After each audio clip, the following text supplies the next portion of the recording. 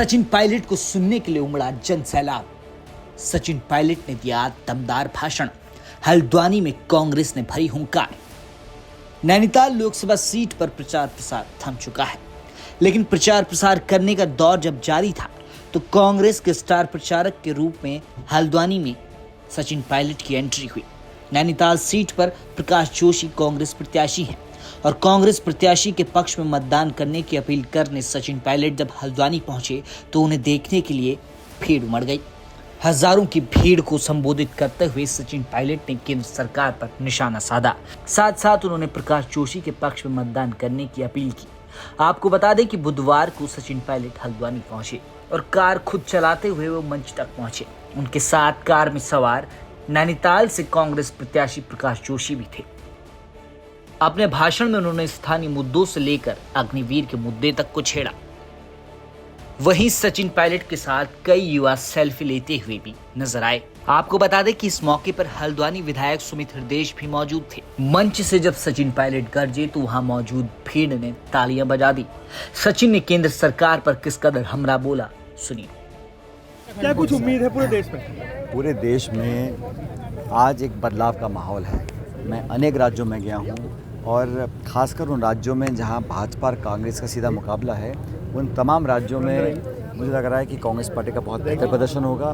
उत्तराखंड में सभी सीटों पर मजबूती से हम चुनाव लड़ रहे हैं और 10 साल की जो भाजपा सरकार की रिपोर्ट कार्ड है लोग उसको देख रहे हैं, आकलन कर रहे हैं। नॉन परफॉर्मेंस रहा है, अभी भी सिर्फ आश्वासन और वादे किए जा रहे हैं। 10 साल में हर वर्ग को इन्होंने परेशान करने का काम किया और जज्बाती मुद्दों पर लाकर चुनाव को ले जाना चाहते हैं। हम लोगों ने जो आम नागरिक हैं, आम मतदाता है, उसको हम आग्रह कर रहे हैं कि कांग्रेस और इंडिया गठबंधन एक मजबूत चुनाव लड़ रहा है। एक बेहतर वैकल्पिक व्यवस्था हम लोग देना चाहते हैं। हर क्षेत्र में हम लोगों ने अपनी बात को रखा है। किसान, नौजवान, महिला, श्रमिक, सब लोगों को हम कुछ देना चाहते हैं। भारतीय जनता पार्टी बोलती है 2047 में हम देश विकसित करेंगे, लेकिन 10 साल से जो नाकामियां हैं वो सर चढ़कर आज बोल रही हैं और पहले चरण के मतदान में भारी बहुमत के साथ कांग्रेस पार्टी के सभी उम्मीदवार चुनाव जीतेंगे, ऐसा मैं मानता हूं। 400 के पार जो कह रही है बीजेपी रहा है कहीं ना कहीं, उसको किस तरह से देख रहे राहुल गांधी जी ने? ये जो घमंड और अहम की राजनीति है, इस पर विराम लगाना पड़ेगा।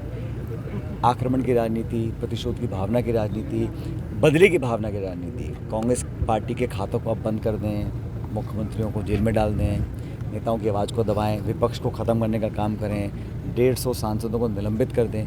ये सब इसलिए करते हैं क्योंकि लोगों को एक बहुमत का बहुत घमंड आ गया। मैं मानता हूँ कि ये चुनाव निर्णायक होगा। आने वाले 5 साल में लोग चाहते हैं कि भाजपा से जवाब लें और लोग आज बोल नहीं रहे, लेकिन जब मतदान होगा तो कांग्रेस के पक्ष मतदान होगा। और ये जो 300, 400, 500 की पार की बात करते हैं, अगर इतने मजबूत हैं तो फिर काहे को कांग्रेस पार्टी के नेताओं को तोड़ तोड़ के ले जा रहे हैं? अगर आपके खुद के उम्मीदवार इतने अच्छे हैं तो आप कांग्रेस को क्यों तोड़ना चाहते हैं? सचिन जी अपने 10 साल के कार्यकाल की बात नहीं कर रहे हैं, केवल जाति धर्म की बात कर रहे हैं ना, विकास की बात हो रही है। देखिए, मुद्दे तो होने चाहिए किसानी के, नौजवानों के, उद्योग के, निवेश के, शिक्षा के, चिकित्सा के। और 10 साल से इतना लंबा मौका दिया, 10 साल कम समय नहीं होता। अब सरकार के 10 साल हो गए, 5 साल और मांग रहे हैं, और जो नौजवान फौज में जाना चाहते हैं अग्निवीर, उनको सिर्फ 4 साल दे रहे हैं। तो ये जो भेदभाव हो रहा है, ये स्वार्थ की राजनीति है और मुझे लग रहा है कि इसमें भी कहीं ना कहीं जो प्रचार है, प्रसार है, अखबार, टीवी, होर्डिंग, बैनर, व्हाट्सएप, वो सब अति हो गई है। और हर चीज़ पे हिंदू मुसलमान करना, हर चीज़ में भावनात्मक मुद्दों को लेकर आना, उसका कोई लाभ नहीं मिलेगा। हम विकास की राजनीति करते हैं और संवेदनशीलता से बोलना चाहता हूँ कि इस देश में संवैधानिक संस्थाओं को नीतिगत तरीके से कमज़ोर करने का काम केंद्र की सरकार कर रही है। संस्थाएं पारदर्शी हों, उनके अंदर स्वायत्तता हो, उनके अंदर एक लोगों की आस्था रहती है, ये बहुत ज़रूरी है। और जैसे मैंने कहा, मुख्यमंत्रियों को आप जेल में डाल दें, आचार संहिता लगी हुई है, खातों को बंद, वो सुप्रीम कोर्ट नहीं हो तो लेवल प्लेइंग फील्ड किसी पार्टी को मिल ही नहीं सकता। प्रचार प्रसार का दौर थम चुका है। उत्तराखंड में 19 अप्रैल को चुनाव होने हैं।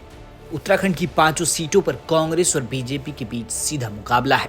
नैनीताल सीट पर कांग्रेस प्रत्याशी प्रकाश जोशी और भाजपा प्रत्याशी अजय भट्ट के बीच मुकाबला है। 4 जून को परिणाम आने हैं। आपको क्या लगता है किसके पक्ष में परिणाम आएगा? कमेंट करके जरूर बताएं।